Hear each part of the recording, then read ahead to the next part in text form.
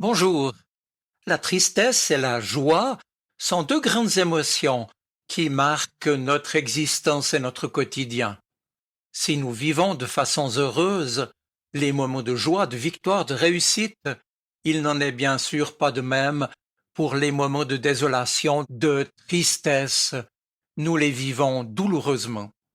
Mais c'est vrai qu'il y a des jours où tout va de travers, des jours où une profonde tristesse peut envahir notre cœur. Et si la tristesse est un sentiment humain profondément légitime, il serait anormal de ne jamais la ressentir. Or, il est important aussi de ne pas la laisser glisser vers le découragement ou même vers la dépression. Se faisant homme parmi les hommes, le Christ a embrassé la nature humaine ainsi que toutes les émotions qui l'accompagnent.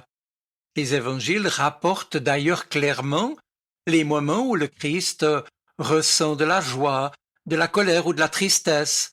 Il pleure aussi. Les larmes font du bien, mais elles font aussi le bien. L'écrivaine contemporaine Jacqueline Kaylen, une chrétienne engagée, résume ainsi dans son livre Éloge des larmes que ceux qui versent des larmes aiment. Leurs larmes, dit-elle, signifient avant tout l'amour et ajoute-t-elle la béatitude prononcée par Jésus, heureux ceux qui pleurent, car ils seront consolés, veut donc dire heureux ceux qui pleurent, car ils aiment et ils seront consolés. Et mes amis, c'est là que la consolation promise commence. L'homme n'est pas seul à pleurer. Ses larmes rejoignent celles du Christ, en qui l'amour est plus fort que la mort. D'ailleurs, on le sait, Jésus lui-même a connu l'angoisse et la peur. L'évangile de Marc ainsi, au chapitre 14, le décrit à Gethsémané, à la veille d'être livré et d'être crucifié. Et il nous est dit qu'il emmena avec lui Pierre, Jacques et Jean et commença à ressentir frayeur et angoisse. Jésus a connu l'angoisse et il sait de quoi il parle lorsqu'il dit à ses disciples, c'est en Jean chapitre 14, que votre cœur ne soit pas bouleversé ni effrayé. En fait, il le répète car il leur avait déjà dit au début du même chapitre 14 que votre cœur ne soit pas troublé ou bouleversé. Vous croyez en Dieu, croyez aussi en moi. Eh bien, ce terme bouleversé exprime l'émotion, ce que nous pouvons ressentir de tristesse et de perte quand elles surviennent. Or ici, Jésus a proposé à ses disciples qu'il allait quitter, qui mesuraient la perte. Il leur a proposé la foi, la confiance en Dieu pour dépasser cet état émotionnel. Par définition, la tristesse est ce qui s'oppose à la joie. Mais où trouver une joie suffisante pour résoudre le mal-être de la tristesse? Et puis, n'y a-t-il pas trop souvent dans le cœur une petite voix trompeuse qui nous souffle que tout est foutu, que tout est fichu, comme on dit vulgairement, et qui nous pousse à abandonner et à capituler? Le Seigneur nous offre un remède, celui de placer notre confiance en lui, celui de croire en ce qu'il est et ce qu'il a fait, et cela même pour l'impossible. La résurrection du Christ est la première de toutes les résurrections de notre vie. La résurrection du Christ, c'est dans cet événement unique et crucial que les chrétiens peuvent puiser leur joie. Ce passage de la tristesse à la joie prend souvent du temps, et ce n'est pas toujours évident, je vous l'accorde. Mais avec le Seigneur, pas de ténèbres sans espoir de lumière. Rien n'est fini pour Dieu ni pour nous si nous plaçons notre confiance en lui. Et si la joie est le signe de la présence de Dieu, en se tournant vers le Seigneur, la tristesse peut déboucher vers la joie. Alors toi qui m'écoutes en cet instant, toi que Dieu connaît dans ce que tu traverses et que tu éprouves, sache qu'avec Jésus-Christ, pour toi aussi, la tristesse peut déboucher sur la joie. Chrétiens vivant de l'espérance que nous offre Christ ressuscité, tous en définitive, nous sommes invités à décider de quel côté nous voulons nous tenir. On peut certes rester du côté de la tristesse, ou accepter de venir du côté de Jésus qui est sorti du tombeau, lui qui a vaincu le mal et la mort.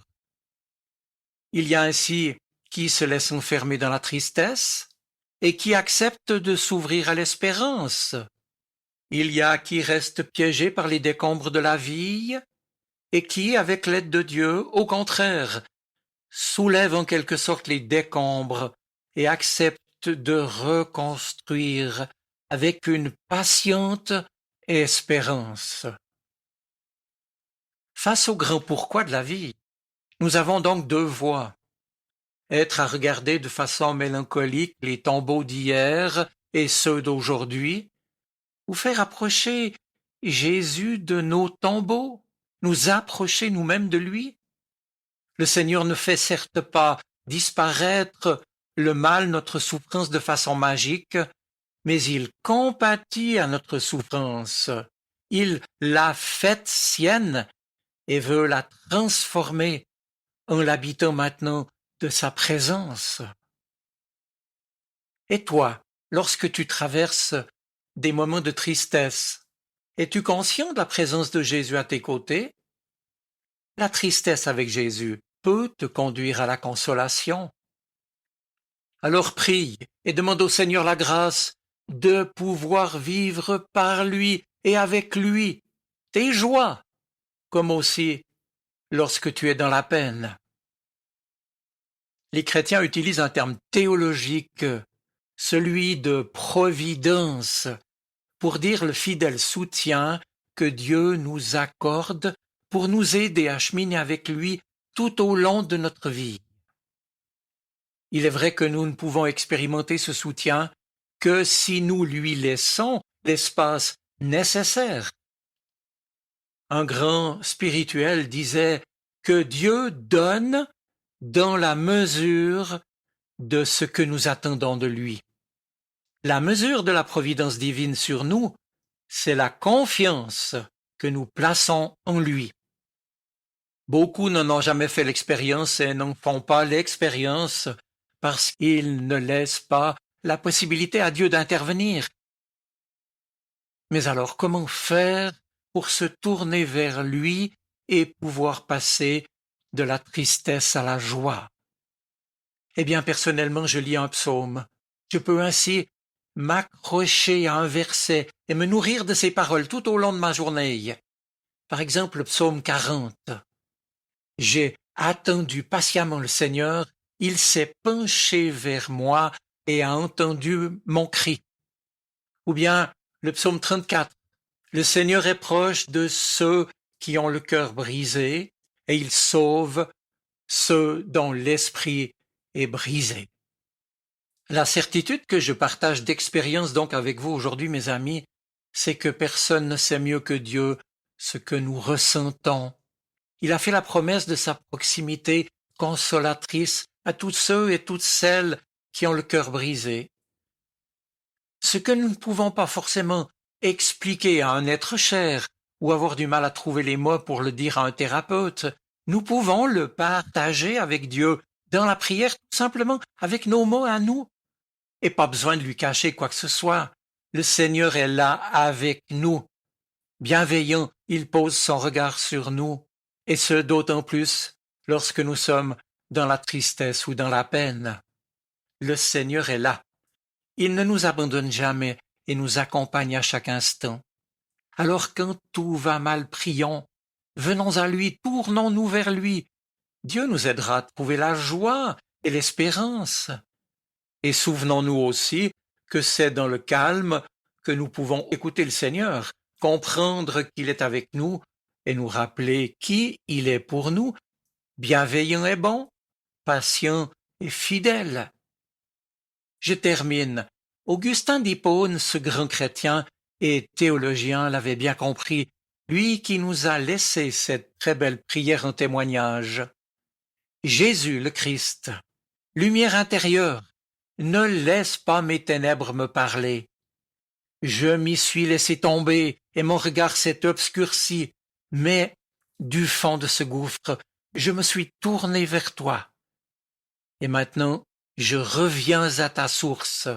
En toi, je revis. Alors parle-moi, instruis-moi, réjouis-moi par ta présence, Seigneur. Je vous souhaite une bonne semaine. Soyez bénis. Amen. Sa parole résonne dans mon cœur. Elle est vivante, elle parle. Elle m'aide à choisir, m'illumine. Elle est vivante, elle est poignante, elle touche mon cœur.